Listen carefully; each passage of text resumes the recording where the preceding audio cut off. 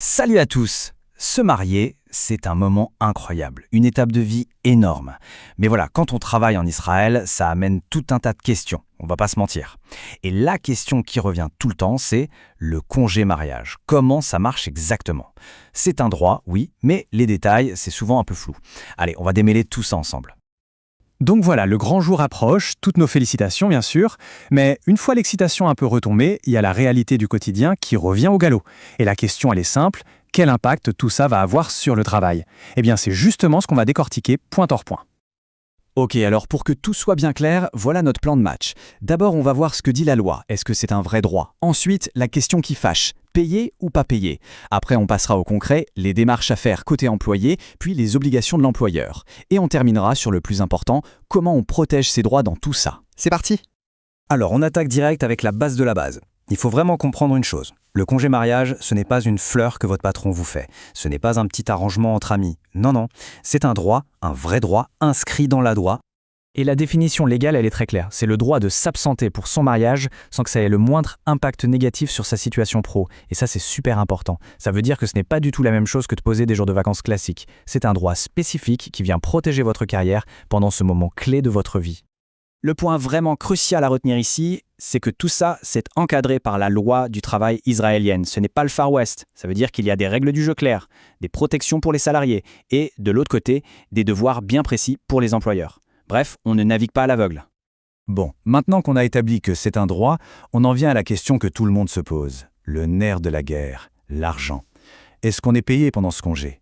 Et c'est là bien souvent que les choses se compliquent et que les malentendus commencent. Et attention, la réponse risque d'en surprendre plus d'un. Tenez-vous bien. Par défaut, la loi ne prévoit aucune rémunération spécifique pour ce congé. Je répète, aucune rémunération spécifique. C'est sans doute le point le plus important à retenir et c'est celui qui est presque toujours mal compris.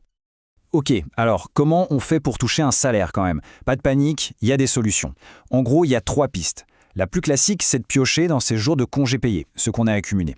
Deuxième option, en parler directement avec son employeur, négocier quelque chose. Et enfin, troisième piste très importante, vérifier s'il n'y a pas un accord spécial dans son secteur d'activité.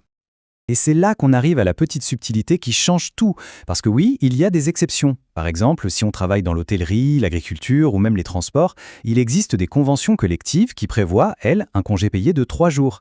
Donc le réflexe à avoir, c'est d'aller vérifier ce qui est prévu dans sa propre branche. Ça peut tout changer. Bon, on a éclairci la question de l'argent. Maintenant, passons au côté pratique. Concrètement, comment on s'y prend pour faire la demande? Quelles sont les étapes à suivre pour que tout se passe bien? En fait, le processus est super simple. Il tient en 3 étapes. 1. On prévient son employeur. Et le plus tôt sera le mieux, évidemment. 2. On fournit les documents nécessaires, un faire-part par exemple. Et 3. On respecte les délais de l'entreprise. Le maître mot, vous l'aurez compris, c'est anticiper. Ok, ça, c'est pour le côté employé.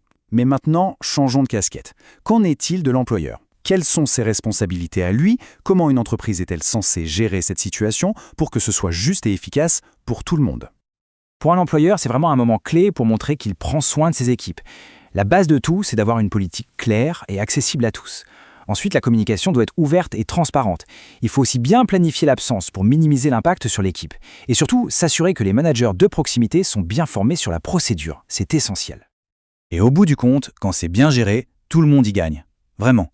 D'un côté, l'employé pour préparer et célébrer son mariage l'esprit tranquille, sans stress inutile, et de l'autre, l'employeur y gagne en morale, en satisfaction et en loyauté de la part de ses salariés. C'est l'exemple parfait d'une situation gagnant-gagnant.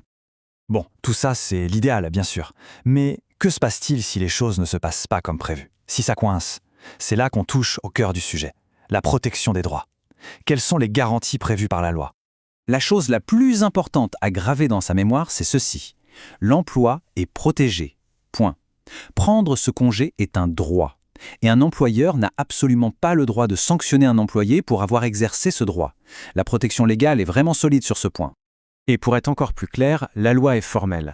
Un employeur ne peut ni licencier, ni rétrograder, ni discriminer de quelque manière que ce soit un salarié parce qu'il a pris son congé mariage. C'est une interdiction totale. Ça offre une vraie bulle de sécurité au moment où on en a le plus besoin. Bon, alors si on devait résumer tout ça en quelques points clés, ce serait quoi? Primo, le congé mariage, c'est un droit, pas une faveur. Secondo, attention, il n'est généralement pas payé sauf si votre secteur a un accord spécial. Tertio, la communication et l'anticipation, c'est la clé. Et enfin, et c'est le plus important, votre poste de travail est protégé par la loi. Et bien sûr, si le moindre doute persiste, le meilleur réflexe est de consulter un expert. Et on va finir avec une question qui s'adresse à tout le monde, que l'on soit employé ou employeur. La vraie question c'est, comment faire en sorte, dans son entreprise, que ce moment de vie soit géré de façon juste, transparente et efficace? Anticiper, communiquer, on dirait bien que les solutions commencent par là. Merci beaucoup d'avoir suivi ce décryptage.